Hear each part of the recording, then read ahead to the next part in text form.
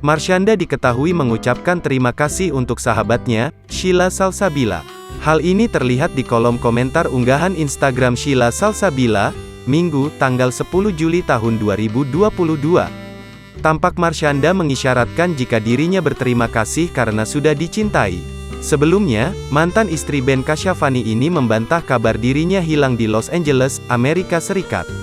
Bantahannya ini diunggah di story Instagram @marshanda99 pada Selasa, tanggal 12 Juli tahun 2022. "Gue masih hidup, gue masih ada dan gue baik-baik saja. Makasih buat yang udah mengkhawatirkan gue segitunya," tegas Marshanda.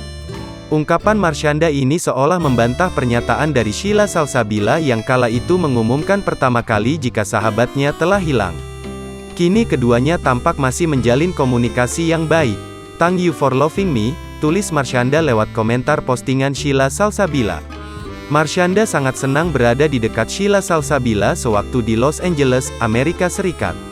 Nama Sheila Salsabila memang sempat ramai, lantaran dialah yang telah mengabarkan Marshanda menghilang 2 hari di Amerika Serikat.